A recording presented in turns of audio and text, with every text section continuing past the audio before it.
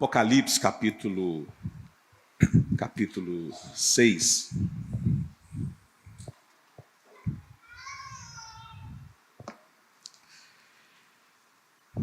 A partir do verso de número 12.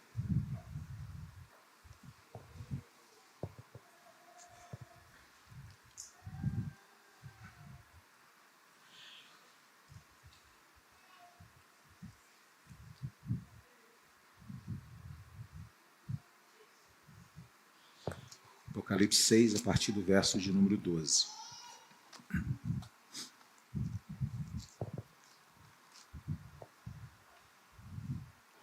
Assim nos diz, irmãos, a palavra do Senhor.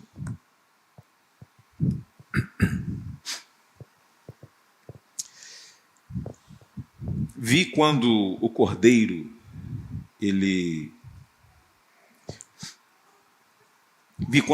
quebrou o sexto selo, houve um grande terremoto. O sol se tornou negro como pano de saco feito de crina. A lua ficou toda vermelha como sangue.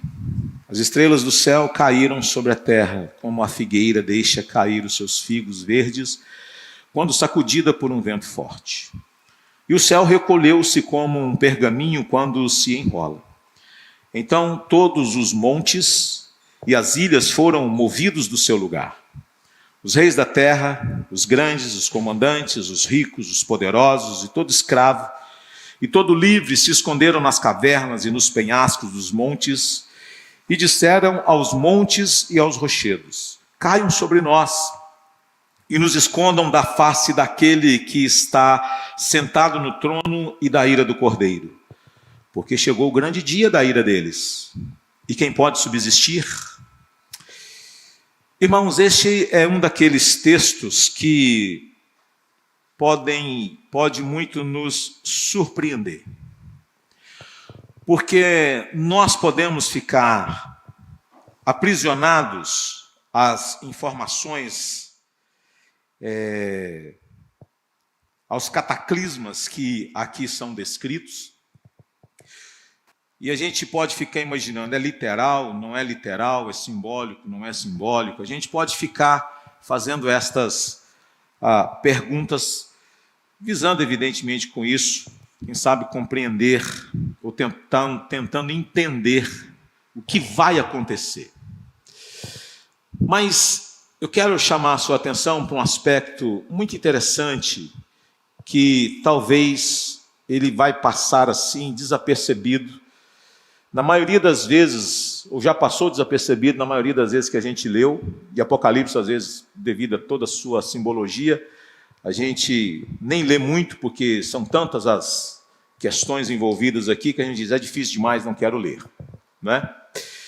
Mas, quando a gente pergunta qual é o fim principal do homem, e a gente até brinca, porque talvez os presbiterianos mais antigos conhece muito bem qual é a resposta. Nós existimos para a glória de Deus.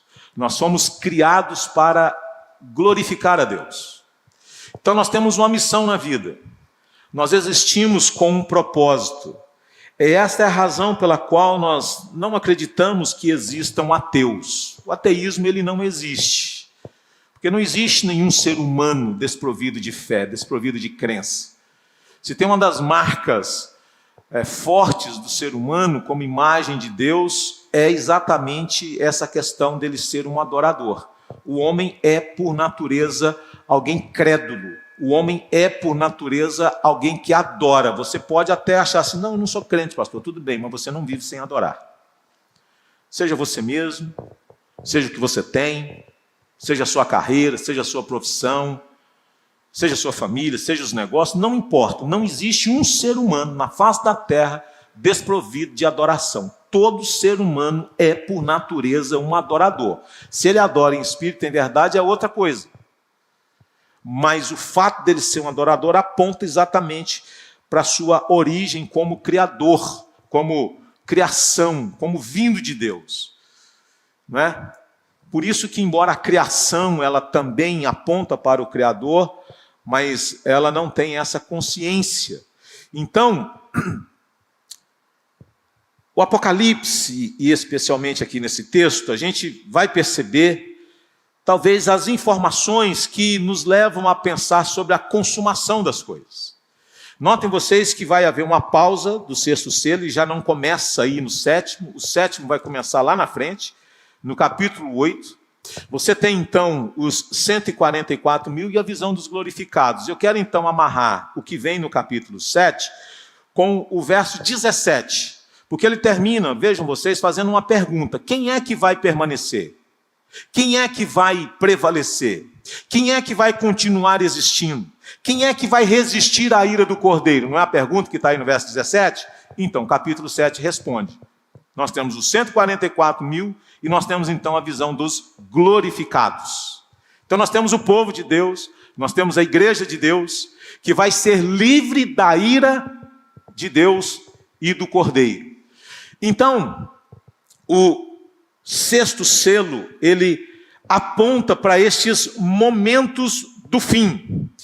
E o que está descrito aqui, talvez possa chamar a sua atenção, porque o que Deus vai fazer é tocar exatamente naquilo que são os fundamentos ou os alicerces onde os homens depositam a sua adoração e a sua fé. Esse texto, por mais que ele aponte para os eventos do fim, e eles, com base em tudo que nele está, a quantidade de referências bíblicas do Antigo Testamento é uma coisa absurda. Não dá nem para a gente tentar começar a ler, porque senão a gente vai passar aqui 2 horas só lendo as informações do Antigo Testamento que fazem referência, ou que estão apontados aqui do verso 12 até o verso 17. Porque eles estão falando dos momentos finais, daquilo que Jesus falou em Mateus 24, sobre os acontecimentos próximos do fim. Então o texto está falando sobre o que vai acontecer na volta de Jesus. O que vai acontecer quando o Senhor Jesus se manifestar? O que vai acontecer quando Cristo retornar? E aí você já notou que a gente quer saber qual é o fim da história? Tudo tem o seu começo, meio e fim. Tudo. As plantas têm o seu tempo de nascer, de frutificar, envelhecer, e algumas têm uma sobrevida, outras nem tanto. Mas a história sempre é assim. Tem um fim, tudo tem data de validade. Você compra um carro, ele pode ter 5 anos de garantia, mas ele não tem garantia vitalícia, não é assim? Eu comprei uma torneira, o cara falou assim, vitalício. Eu falei, hã? Para a vida toda. Eu falei assim, que ousadia, né? Está indo para uns 6 anos, até hoje não deu problema não. Né? Mas, veja, as coisas elas têm que ter o seu fim. A história, um filme não pode a vida toda passando, sem ter um desfecho, sem ter o grande final. A criação ela aponta para a necessidade de um término. A criação aponta para a necessidade de uma conclusão. A gente vive num mundo de sofrimento, a gente vive num mundo de injustiça, a gente vive num mundo onde tantas coisas ruins acontecem e a gente fica pensando, meu Deus, será que nunca vai ter paz? Pregando em Eclesiastes, a Bíblia diz que nós não temos o poder para consertar aquilo que está torto. Nós não temos o poder. A medicina nunca vai conseguir impedir o homem de morrer. A medicina nunca vai conseguir impedir o homem de adoecer. A medicina nunca vai conseguir impedir que o homem não tenha suas crises internas. A medicina nunca vai conseguir impedir o sofrimento no mundo. É um mundo torto. Por maiores que sejam as leis, vai haver tráfico de drogas, vai haver tráfico de armas, vai haver assassinatos, vai haver corrupção. Por mais duras que sejam as leis de um país, poderíamos ter pena de morte que abrandaria um monte de coisa na nossa nação, mas ela não colocaria um ponto final na perversão, na corrupção e na distorção. O mundo é torto, porque o mundo está quebrado por causa do pecado. A mãe daquele garoto do Rio de Janeiro, ela recebeu um perdão da juíza, alegando que ela sofreu muito de misoginia. Ela foi hostilizada, sendo ela ali a esposa, talvez não tinha condições de defender o seu filho. Esqueci até o nome daquele menino.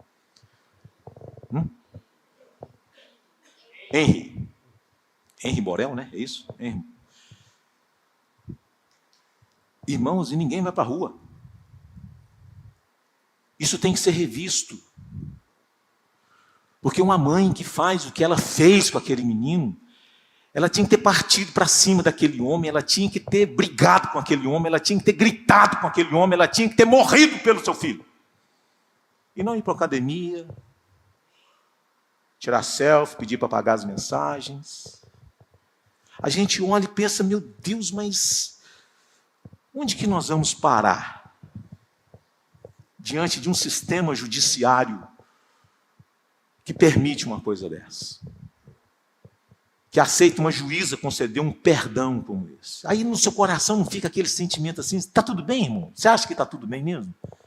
A gente fica em paz, fala, não, está tudo bem, é isso mesmo. Ou no coração a gente não tem aquele sentimento assim, cara, tem que ter um dia final, para que a injustiça nunca mais aconteça. A gente não tem essa sensação assim, de querer que não haja mais esse tipo de coisa. A gente tem essa sensação de querer andar assim com seu celular tranquilo, conversando na rua tranquilamente, sem ter a preocupação de que ninguém vai passar, vai roubar, não sei o quê, né? De não ter que fazer seguro para colocar o carro, porque ninguém vai roubar, de não ter que colocar cerca elétrica, condomínio fechado, grade nas portas, nas janelas, câmera para todo lado. A gente clama por viver, às vezes, assim, em liberdade. Isso aponta, irmãos, para a necessidade que nós temos do fim de todas as coisas. Apocalipse fala do fim de todas as coisas. E esse texto nos ensina algumas coisas importantes do que vai acontecer no fim, mas eu quero chamar a sua atenção para algo que talvez a gente não perceba. Esse texto está falando sobre quem poderá permanecer diante da ira do Cordeiro. Quem poderá permanecer diante da ira do Cordeiro? E aqui eu quero pensar 3 coisas com vocês. E a primeira delas vai do verso 12 até o verso 14. Esse texto, irmãos, está nos ensinando que toda falsa segurança do homem será destruída. Guarde isso no seu coração.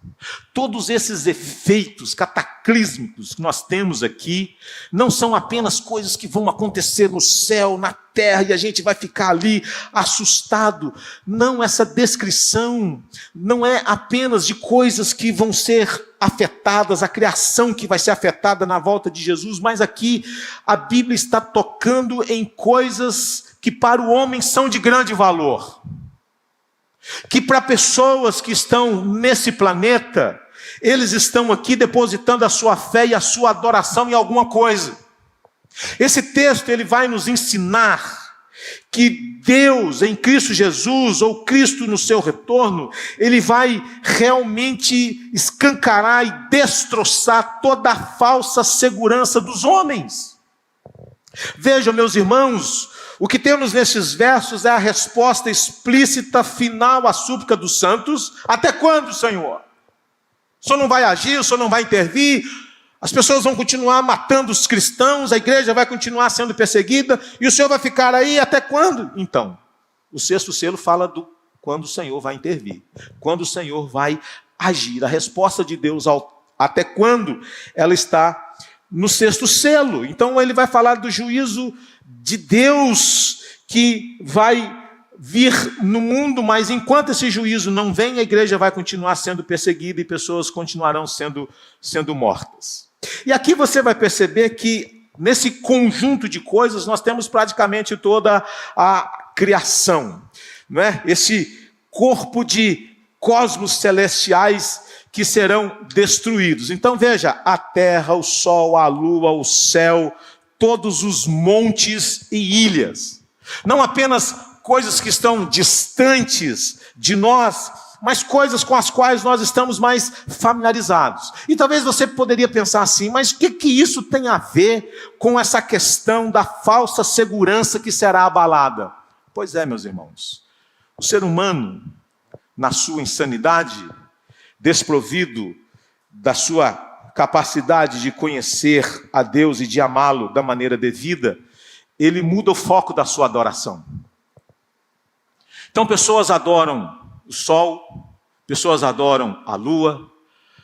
No Antigo Testamento, a maioria dos cultos idólatras, sabe onde que eles aconteciam? Nos montes. Na cultura grega, Os montes, eles tinham um significado espiritual muito grande. De modo que o Senhor está falando aqui daquilo onde os homens realmente depositam a sua adoração, onde os homens estão cultuando, onde os homens estão depositando a sua fé. A Bíblia está descrevendo para nós que na volta de Jesus, tudo aquilo que é alvo de culto, de adoração, vai ser afetado, porque não é uma adoração verdadeira. Eles não estão adorando o que é verdadeiro, eles estão adorando aquilo que é falso, eles estão depositando a sua fé na criação e não no Criador. Talvez você possa ficar pensando assim: será mesmo, pastor, que é isso? Então veja, meus irmãos, o texto vai descrevendo: eu vi quando o cordeiro quebrou o sexto selo, houve um grande terremoto. Ezequiel 38, 19 e 20, nós temos uma informação que diz assim: e sobrevieram relâmpagos, vozes e trovões, e correu um grande terremoto, como nunca houve igual desde que há gente sobre a terra. Tal foi o terremoto forte e grande. É interessante porque esta informação, que é também extraída de Ezequiel, fala desse acontecimento que vai marcar realmente esse tempo do fim. Então aqui não se trata de algo exclusivamente autoral, não. Ezequiel falou a respeito disso, e esse terremoto grande, universal, vai descrever realmente esse momento que sinaliza a volta final do Senhor Jesus. Nós sabemos que nós estamos rodeados por um cinturão de fogo. Nós sabemos que não tem como a gente negar que existem movimentos chamados de placas tectônicas. A gente acredita em todas essas coisas, né? Você acredita em vulcão, sim ou não? Por que você acredita? Porque a gente vê.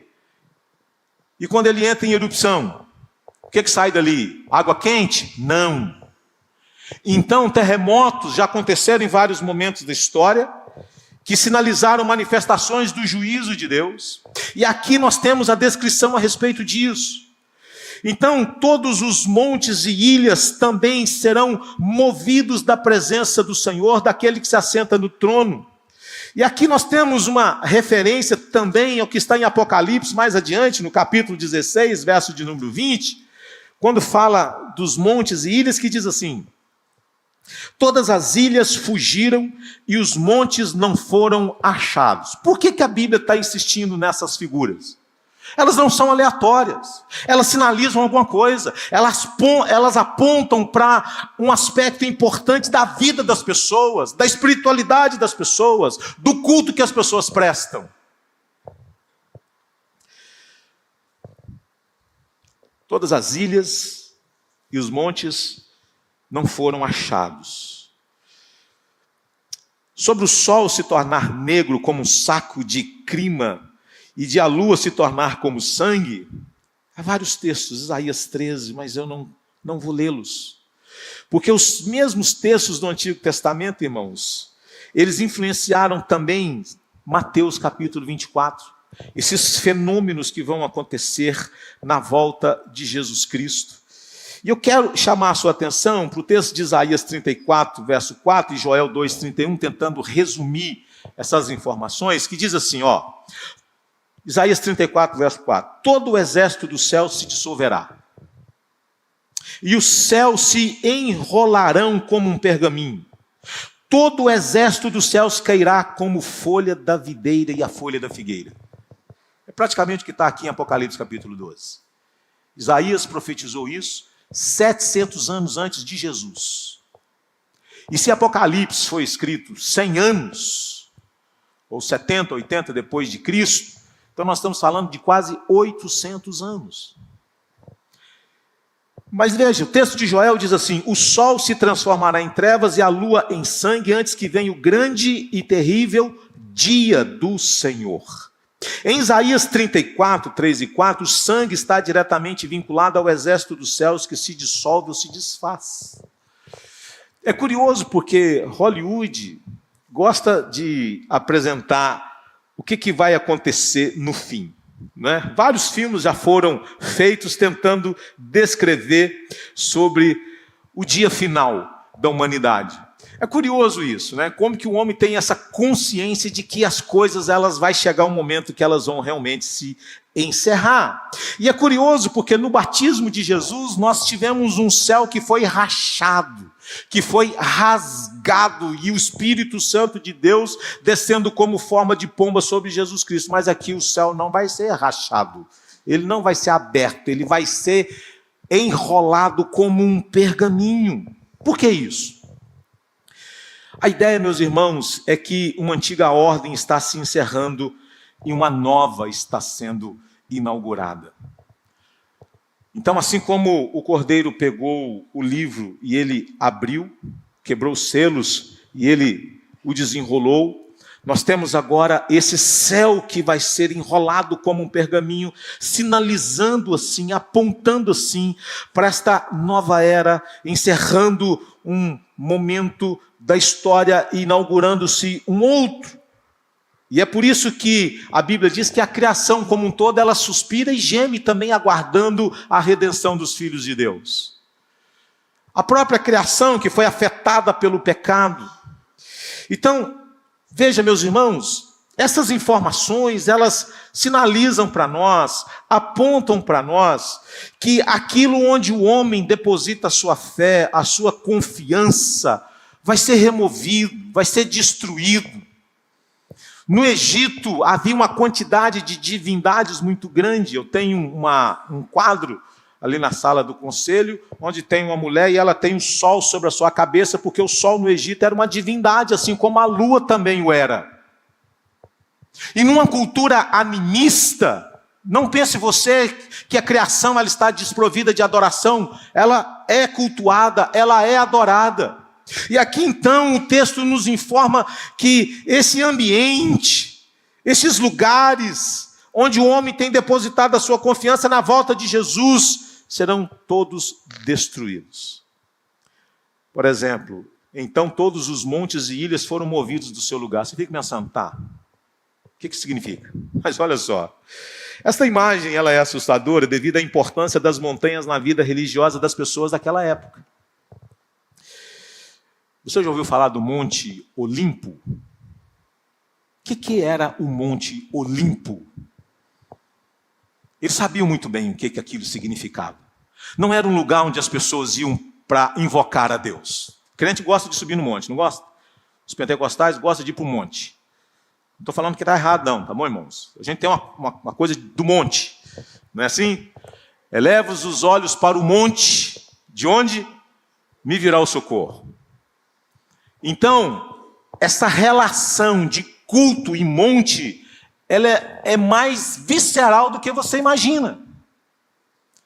Ela está mais presente na vida das pessoas do que a gente imagina, porque o Monte Olimpo era simplesmente o lar dos deuses. Não era um lugar qualquer. E ao vasto número de ilhas que faziam parte da vida dos habitantes ali em volta do mar Mediterrâneo. Então estes fenômenos todos apontam para o fim da história.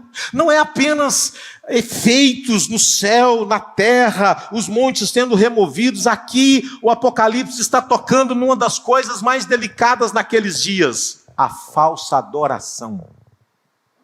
Ou poderíamos pluralizar, as falsas adorações. Irmãos, eu sei que não é fácil. Eu fui criado num ambiente... Criado não, fui criado da ideia de que teve, né? Mas enquanto criança, ia numa igreja, sempre mais próximo do cristianismo do que qualquer outra coisa. Tentei fazer a amarração do amor em centro espírita, esse troço não deu certo.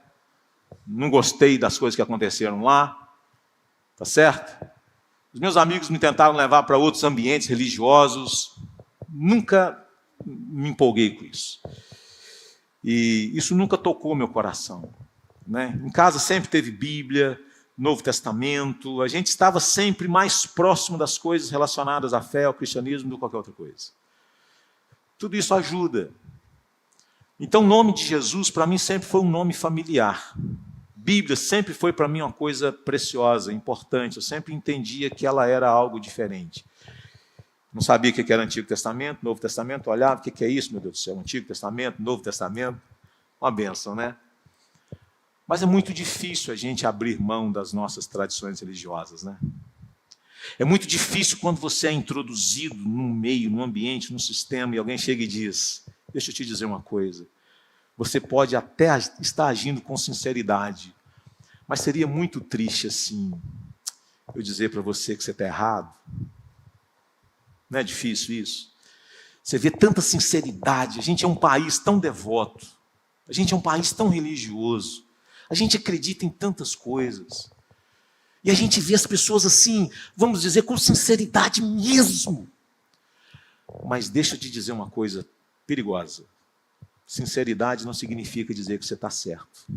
Você pode estar fazendo uma coisa com toda a sinceridade do seu coração, mas está errado. Aqui, meus irmãos, o Apocalipse está dizendo que Deus vai mexer naquilo que para os homens é valioso. O lugar onde eles adoram, os objetos que são alvos da sua adoração. Quando o Cordeiro se manifestar, ele vai remover tudo isso, ele vai abalar tudo isso, ele vai estremecer tudo isso, porque tudo aquilo que é alvo do culto, da adoração, eles vão pensar assim, meu Deus, eu que achava que o sol era o Todo-Poderoso, a nossa maior estrela, grandona, extraordinária, todo mundo teme. E de repente ele não vai exercer esse poder todo, aquela que foi criada para governar a noite, que é alvo do desejo, a quem é atribuído um monte de coisa, as ondas do mar, passa pelo fenômeno lunar. Já ouviu falar da expressão lunático? Lunático vem do quê, irmão? Não é? Então aquilo que nós entendemos ser o alvo do culto, da adoração, em que nós atribuímos poder, o Cordeiro de Deus vai estremecer tudo isso para deixar claro que quem todo o poder é Ele. Percebe isso? Entende isso, que os montes, lugares de culto, lugares de sacrifício, lugares de invocação, serão tudo aterrados, serão tudo nivelados, porque Deus está mexendo naquilo que para aquelas pessoas, naquele contexto, era algo extremamente importante, irmãos. Talvez a gente não tenha dimensão dessas coisas. Então, toda falsa segurança será abalada. Você confia em quê? Você confia em quê? Se eu te disser assim, você pode falar assim, não, eu sou um homem de fé. Irmãos, Timothy Keller, ele disse uma vez que você pode ter uma grande fé, mas se você estiver sentado no alto de uma árvore, num galho podre, o que vai acontecer? Você tem uma fé grande, mas o galho é podre. Você tem uma fé grande, mas o barco, irmãos, o Titanic bateu no negócio, tinha gente de fé naquele negócio ali, sim ou não? Mas não teve jeito, né? Titanic afundou. A fé pode ser até grande, mas se o galho for podre, você vai cair. A sua fé pode ser pequenininha, mas se o galho for forte, o que isso significa? A questão não é a sua fé, é onde ela está depositada. É por isso que Jesus vai mexer na falsa segurança das pessoas.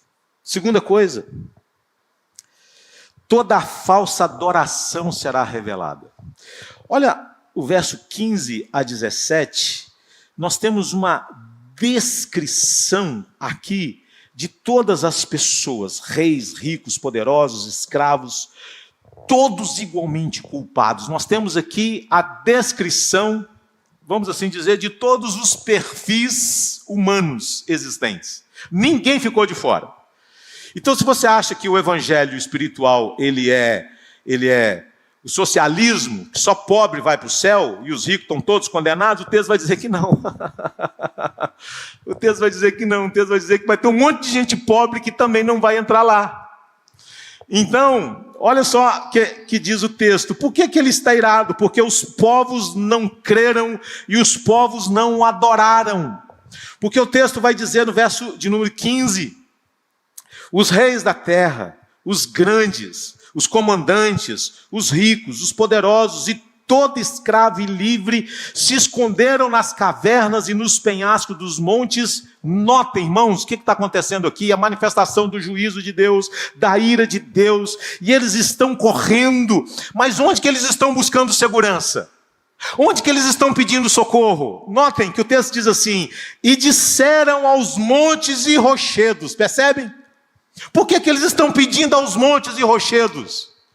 É para a gente entender, meus irmãos, a base da crença, da fé dessas pessoas. Elas estão buscando refúgio da ira do Cordeiro, não no Criador, mas na criação. E é por isso que eles dizem assim: caiam sobre nós e nos escondam da face daquele que está sentado no trono. Eles estão olhando para a criação dizendo assim: a criação vai nos livrar da ira do Criador. Percebe que aqui, mesmo diante da manifestação do juízo, da justiça do Cordeiro de Deus, o que você não vê aqui no texto? Você não vê arrependimento. Você não vê ranger de dentes, você não vê pedindo misericórdia, você não vê nada disso. Você vê os homens buscando refúgio naquilo em que não pode ter. Você vê os homens se escondendo ou tentando se esconder da ira do Cordeiro de Deus. E é curioso porque o Salmo de número 2 fala da fúria das nações contra o ungido do Senhor. Salmo de número 2. Mas aqui nós temos a fúria do ungido de Deus contra as nações, contra os poderosos, contra os reis da terra, contra os grandes, contra os comandantes. Olha só o texto de Isaías 34:12, diz assim: já não haverá nobres para proclamarem o rei, os seus príncipes já não existem. Meus irmãos, os versículos aqui apresentam uma classificação da humanidade que vai desde os reis até aqueles que estão no espectro mais baixo da sociedade, os escravos. A Bíblia está dizendo aqui que ninguém vai escapar da ira do Cordeiro. Esses generais, que eram oficiais romanos, que comandavam a corte com cerca de 1000 homens. Queridos, o clamor dos mártires, o clamor deles no verso 16 e 17, é a contrapartida do clamor dos mártires debaixo do altar. O verso 16 e 17, eles estão clamando, não ao Cordeiro, não ao Senhor. E é por isso, irmãos, que o último vai revelar a identidade daquele que tem autoridade definitiva sobre o universo. O dia do Senhor é um dia terrível para os não crentes, para os ímpios, quando todos os pecadores, desde os mais poderosos, até mesmo os mais humildes, porque a gente acha que os humildes no sentido de serem desprovidos de recursos, né? Todos os humildes, socialmente falando, vão herdar o reino dos céus. Não. Eles preferem ser esmagados até a morte do que encarar a ira do Cordeiro. Eles estão tentando fugir da ira do Cordeiro. O texto, meus irmãos, não foca apenas nos poderosos deste mundo, mas também naqueles que estão nessa camada tão baixa da sociedade. Oséias 10, verso 8, ele faz uma referência ao clamor dos idólatras. Diz assim o texto: os lugares altos de Avém, ou de Avém, que são o pecado de Israel, serão destruídos. Espinhos e ervas daninhas crescerão sobre os seus altares, e o povo dirá aos montes: cubram-nos, caiam em cima de nós. É Oséias 10:8 que você tem aqui. Está relacionado a quê? Este acontecimento? A idolatria. Ele não está citando Oséias 10:8 à toa. Ele está trazendo aqui o que estava acontecendo nos dias de Israel. Os reis da terra, os grandes, os comandantes, os ricos, todo livre, se esconderam nas cavernas e nos penhascos.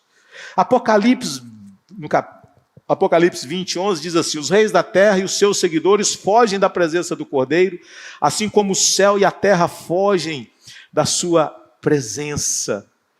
O que se pode perceber, meus irmãos, é que mesmo diante de manifestações assustadoras da ira de Deus, as pessoas estão tentando escapar dele e não correr para ele. Você percebe isso aqui? Não tem ninguém pedindo misericórdia. Tem misericórdia de nós, Senhor, perdoa-nos. Ninguém pede perdão, ninguém se arrepende, ninguém suplica nada, e a gente fica com aquela sensação de que sofrimento tem poder de quebrantar o coração. Engana-se. Não é assim sempre. Mesmo diante da manifestação da ira, eles estão pedindo aos montes, eles estão pedindo aos rochedos, aos penhascos, para livrá-los. Agora, você sabe o que é assustador? É que a história da humanidade, ela termina do jeito que ela começou. Com o homem se escondendo de Deus. Se escondendo de Deus. O que os nossos primeiros pais fizeram lá no Éden? Não foi se esconder. Adão, onde estás? Eu me escondi porque eu estava com medo. Irmãos, e é curioso porque nos dias finais vai ser assim também. De modo, queridos, que nós estamos lidando aqui com coisas difíceis da nossa vida, do nosso coração, onde nós às vezes depositamos a nossa adoração, adoramos aquilo que não merece ser adorado, cultuamos aquilo que não merece ser cultuado, e até no momento final da história nós não nos voltamos para o Criador. É curioso isso, irmãos, que essa falsa adoração, ela vai ser toda abalada, toda estremecida, toda a falsa adoração será revelada no dia final. A gente olha um mar de gente não adorando o Deus vivo e verdadeiro. A gente vê uma multidão, infelizmente, cegas, crendo naquilo que não deveria, que não tem poder para salvar e para perdoar pecados. Não tem confissão, não tem arrependimento, não tem súplicas. Na verdade, eles acham que a criação tem o poder de livrá-los da ira do Cordeiro. Que coisa, irmãos, assustadora que nós temos aqui. E eu quero terminar, verso 17b. Cristo é o único refúgio verdadeiro. Porque o texto termina dizendo por que chegou o grande dia da ira deles. Deles quem?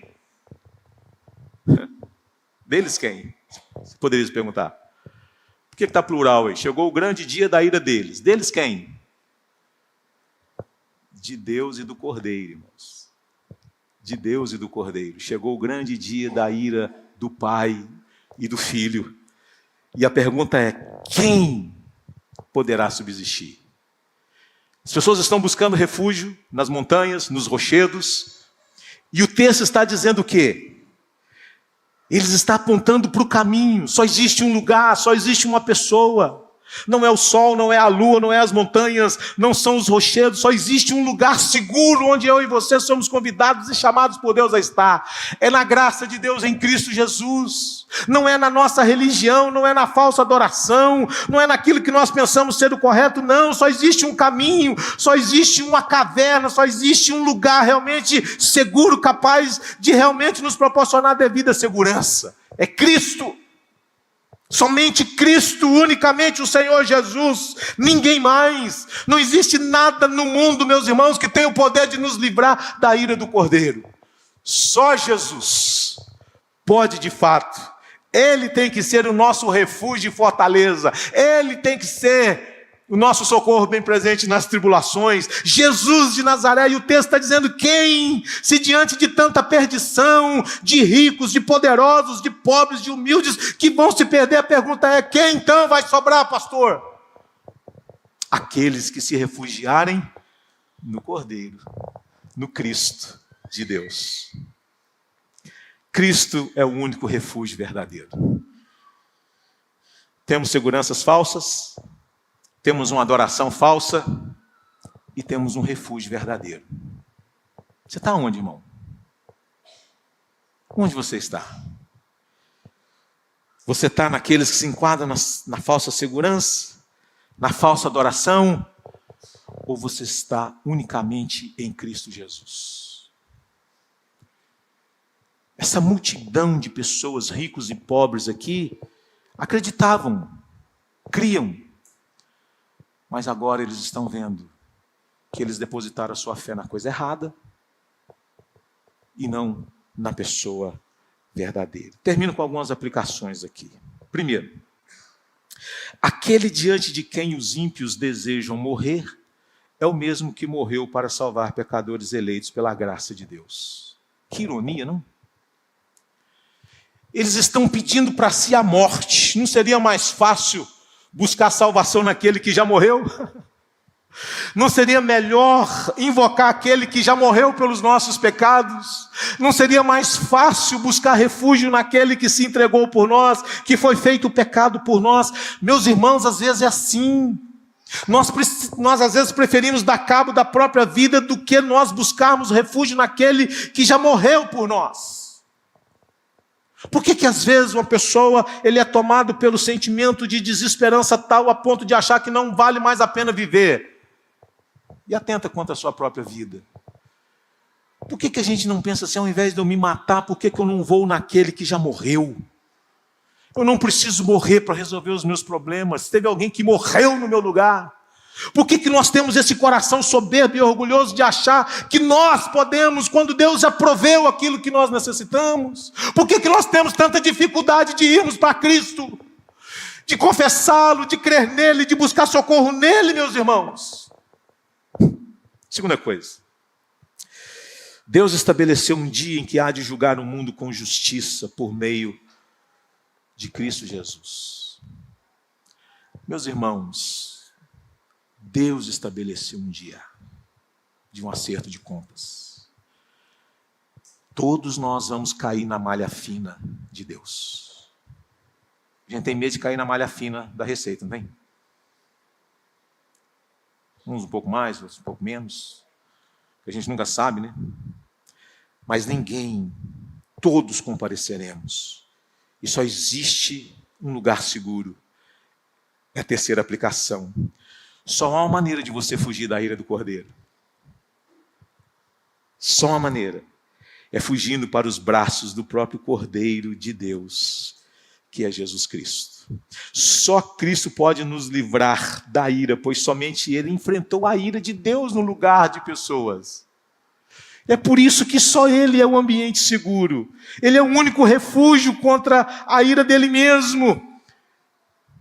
E se eu quero segurança, meus irmãos, só em Cristo. Na cruz, Jesus enfrentou a ira de Deus para que os que nele creem jamais enfrentem essa ira. Romanos 5,9 diz assim: logo, muito mais agora, sendo justificados pelo seu sangue, seremos por ele salvos da ira. Termino. O problema do ser humano não é falta de fé e falta de adoração. O problema do ser humano é falta de fé e adoração verdadeiras. A idolatria, meus irmãos, ela começa no jardim do Éden. Ali os nossos primeiros pais buscaram segurança e independência. A idolatria continua sendo o pecado fundamental de homens e mulheres, e que ela é sempre expressa num apego a coisas criadas e não ao Criador. Qualquer coisa que se interpõe entre nós e Deus, ou torna-se o objeto da nossa afeição acima de Deus, isto é idolatria. Tudo aquilo que eu e você amamos mais do que a Deus pode ser idolatria. Adão confiou na criatura, Israel confiou nos ídolos, o mundo confia em dinheiro, poder e política, e os cristãos são desafiados a confiar somente em Cristo. Vamos orar? Coloque-se de pé. Vamos falar com Deus.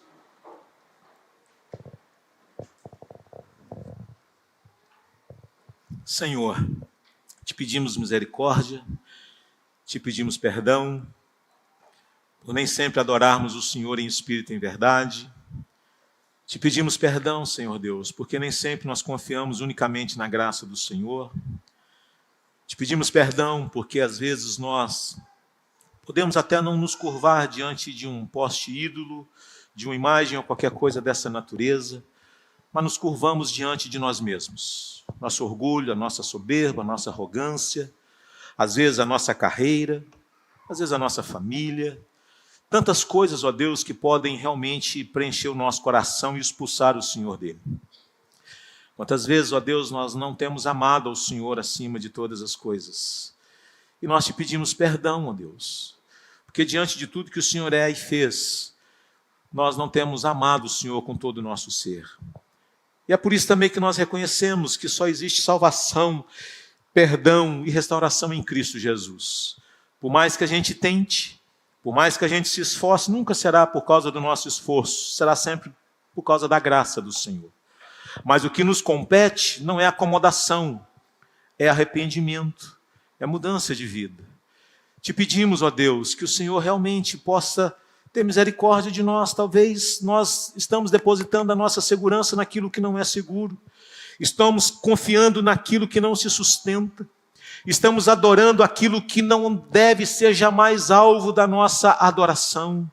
E o Senhor nos convida hoje a nos voltarmos unicamente para o Senhor e depositar a nossa fé, pequena por sinal, mas em Cristo Jesus. Ele deve ser a âncora da nossa fé, o sustento, nosso refúgio e fortaleza. Não há outro caminho, não há outro nome dado entre os homens pelo qual importa que sejamos salvos. Então, meu Deus, desvenda os nossos olhos, ilumine o nosso coração, nos tire do engano, nos livre da mentira, Senhor. Por mais importantes que aos nossos próprios olhos seja a herança religiosa que nós recebemos dos nossos pais. Mas muitos, ó Deus, às vezes estão confundindo, estão achando que pelo fato de serem sinceros, eles estão certos. Sinceridade não salva. O que salva é a fé unicamente no Cordeiro, no Senhor Jesus. Queridos irmãos, que a graça maravilhosa do nosso Senhor e Salvador Jesus Cristo, que o eterno amor de Deus o Pai, que as doces consolações do Espírito Santo estejam com todos e com toda a igreja de Jesus, hoje e sempre. Amém e amém.